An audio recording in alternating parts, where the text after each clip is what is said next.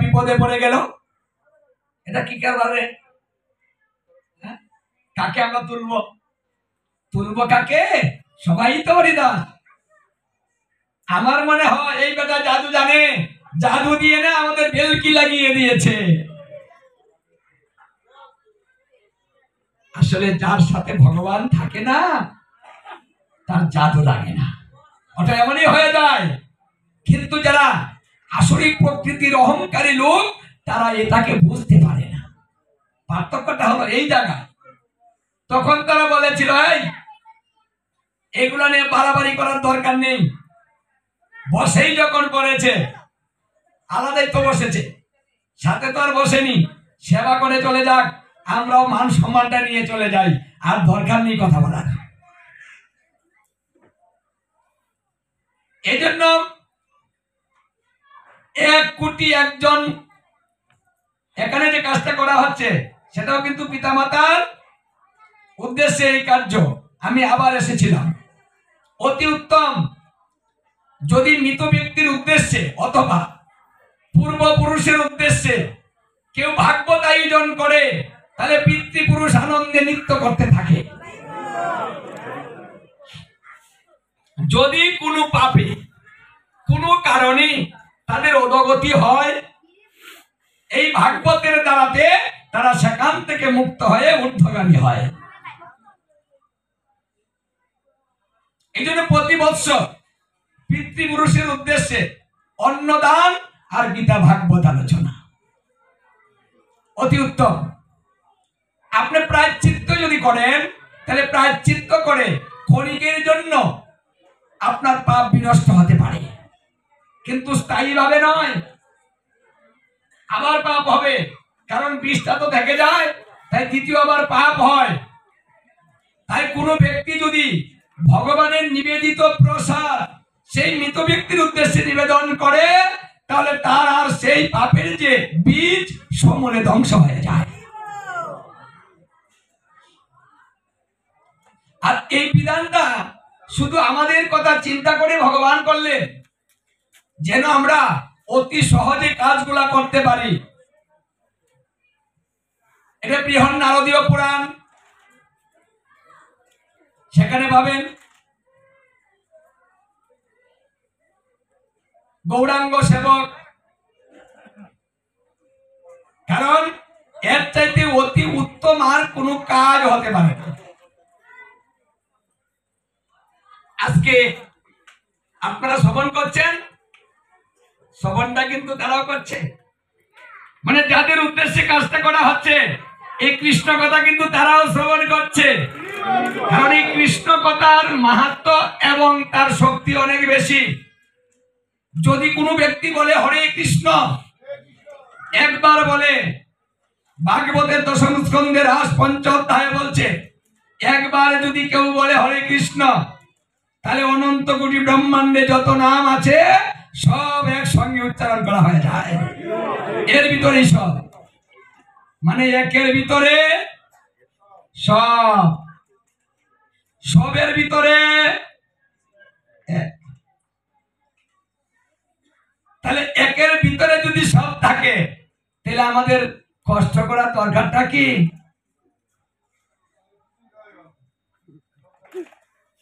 যস্মিন তুষ্টে জগৎ তুষ্ট প্রীতিতে প্রীতিতং জগৎ।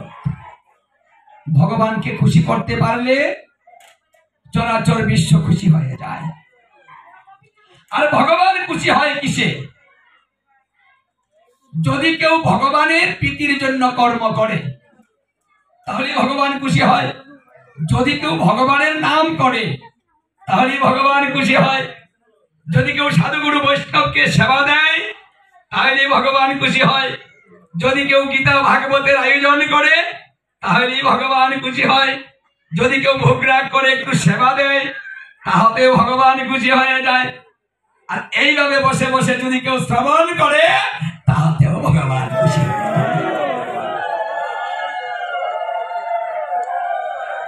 শ্রবণং মঙ্গলং, শ্রবণ করিলে মঙ্গল হবে। কীর্তনং মঙ্গলং, কীর্তন করিলে মঙ্গল হবে। শরণং মঙ্গলং, স্মরণ করিলে মঙ্গল হবে। এই তিনটা কথা ভাগবতে বলছে, সহজ তিনটা কথা।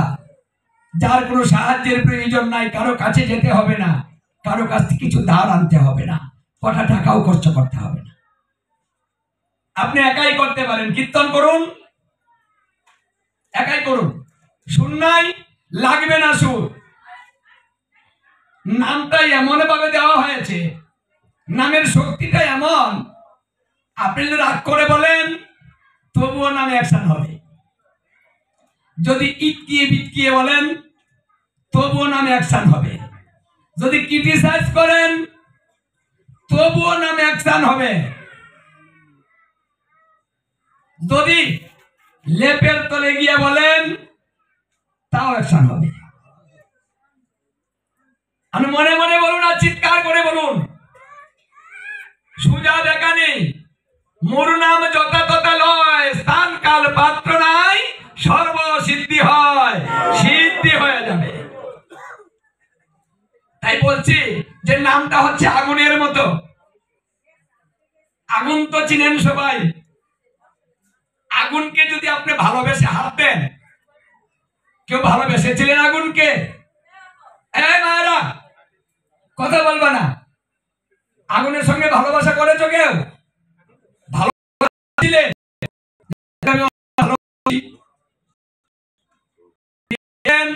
কেউ দেন নাই, হঠাৎ করে লেগে গিয়েছে, আপনি দেখেননি, আগুনে মেনেছে যে হঠাৎ করে লেগেছে, বুঝতে পারিনি, ক্ষমা করে দেই, করেনি। ভালোবাসলেও মানে না, হঠাৎ করে লেগে গেলেও মানে না, রাগ করে দিলেও মানে না, ও কিচ্ছু মানে না। তদ্রূপ নামের কথা বলা হয়েছে, নামটা হলো এমন যে কোনো ভাবে উচ্চারণ করার সঙ্গে সঙ্গে তার অ্যাকশন শুরু।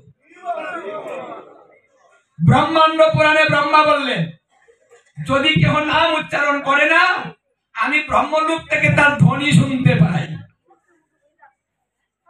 আমরা তো বুঝতেই পারছি না, নামটা যদি আমি এখানে বলি হরে কৃষ্ণ কৃষ্ণ কৃষ্ণ হরে হরে, হরে রাম রাম রাম হরে হরে, এটা কত দূর গিয়েছে?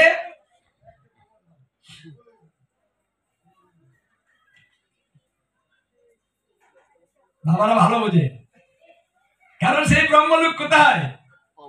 ব্রহ্মা বলে নামটা বলার সঙ্গে সঙ্গে আমি শুনতে পাই। শুধু শুনি না, কি করি জানো? হরিনাম যদি কেউ করে, ওই ধ্বনিতে আমি নৃত্য করতে থাকি, আনন্দে নৃত্য করি আমি। আমার প্রভুর নাম হচ্ছে নামের পাওয়ার। এই জন্য এটা শ্রবণ করলে এবং উচ্চারণ করলে সঙ্গে সঙ্গে অ্যাকশন। এই জন্য আজকে যারা এসেছেন তাদের মঙ্গল তো হবে। যারা পূর্বপুরুষরা আছে আজকে কিন্তু তারাও এটা শ্রবণ করছে এবং আশীর্বাদ করছে, হে পুত্র তোমাদের কল্যাণ হোক, কারণ তুমি এত সুন্দর একটা আয়োজন করেছো আমাকে চিন্তা করে। পিতৃপুরুষ আনন্দে নৃত্য করে, যদি তার উদ্দেশ্যে গীতা ভাগবত বা বৈষ্ণব সেবার আয়োজন করা হয়, এখানে তো কালকে সেবাও হবে, আবার অষ্টকালীন লীলা কীর্তনও হবে, তাই না?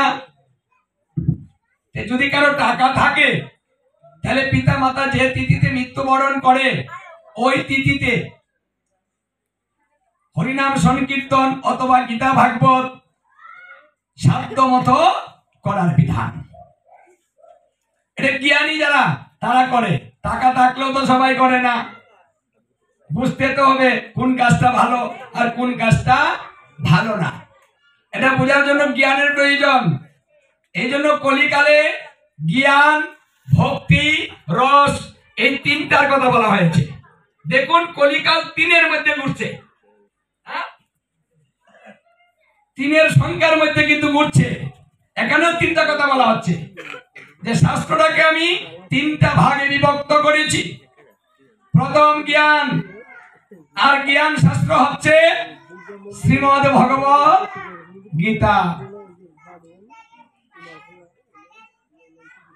শ্রীমদ ভগবত গীতা হচ্ছে জ্ঞান, যে জ্ঞানটা শ্রীকৃষ্ণ নিজে দিয়েছে। আর দ্বিতীয়টা হচ্ছে ভাগবত ভক্তি, যেটা ভক্তের দ্বারাতে এসেছে। দেখুন প্রত্যেকটা কার্য কিন্তু ভক্তের দ্বারাতে হয়। এই যে ভাগবত এসেছে এটাও কিন্তু ভক্তের দ্বারাতে এসেছে, এমনি আসেনি। তারপরে হচ্ছে রস, আর এই রস শাস্ত্র হচ্ছে আমার চৈতন্য চরিতামৃত, মানে চৈতন্য মহাপ্রভুর চরিতের অমৃতটা হচ্ছে রস। রসটা বোঝা কঠিন, তাই দরকার জ্ঞান। জ্ঞান অর্জন হয়ে গেলে দরকার ভক্তি। আপনার ভক্তি যদি সঠিক না হয় তাহলে ও ভগবানকে ভগবান মনে করে আপনি ভক্তি নিবেদন করবেন। তাহলে দরকার হচ্ছে জ্ঞান। তাহলে আপনার জ্ঞানটা অর্জন করে আগে ভগবান চিনে নেন, তারপরে আপনি ভক্তি প্রবেশ করুন। ভক্তি হয়ে গেলে সেই ভক্তি যখন গণায়িত হবে তখন আপনার রসের সঞ্চার হয়ে যাবে, রসিক ভক্ত হয়ে যাবেন। যখন রসিক ভক্ত হবেন তখন আপনার স্বভাবটা কেমন হবে?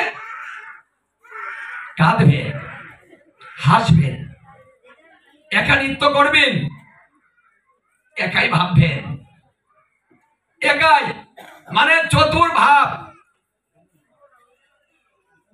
তার ভাবের অন্ত নেই। মানে যারা রসিক ভক্ত দেখবেন এই আনন্দ করছে, এই হঠাৎ করে দেখবেন কান্নাকাটি করছে, এই দেখছেন চুপ করে বসে আছে, কথা বলছে না। এই ভাবগুলা শুরু হয় রসিক ভক্তদের। তাই আমাদের প্রত্যেকটা জীবের কর্তব্য যে পূর্বপুরুষের উদ্দেশ্যে এইভাবে সাধুগুরু বৈষ্ণবের সঙ্গ যাতে লাভ হয় সেই ব্যবস্থা করা।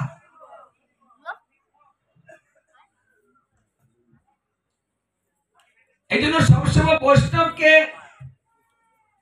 মর্যাদা দিতে হবে। বৈষ্ণব যদি আপনার হাতের কাছে হয়, আমাদের এই জায়গায় একটা সমস্যা, যদি বৈষ্ণব কাছে হয় তাহলে মূল্যায়নটা আসে না।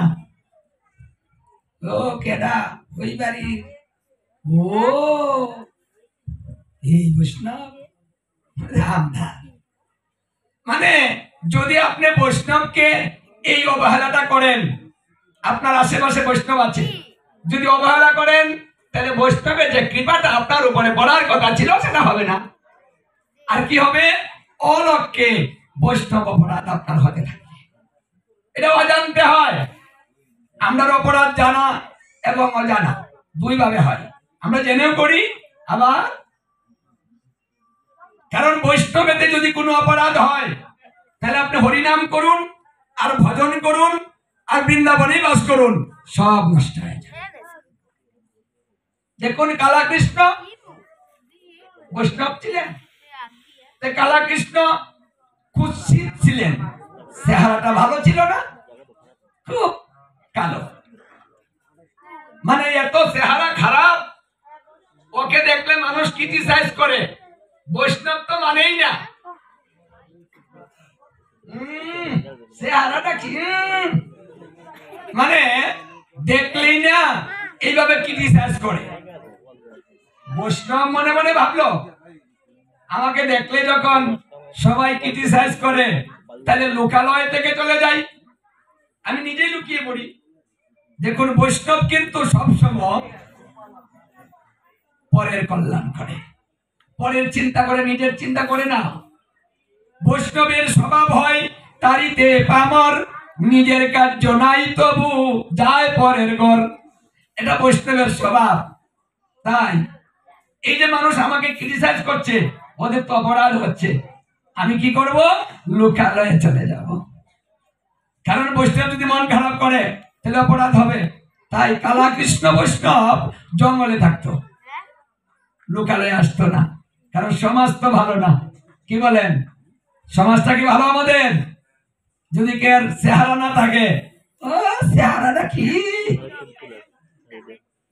বান্দাটা, এটা তো বইলো কি যে আনছে গো, কত সাইজের কথা, তাই না? আমরা কিন্তু তাই করি, সমাজ এমনই হয়। একদিন সনাতন গোস্বামী রাস্তা দিয়ে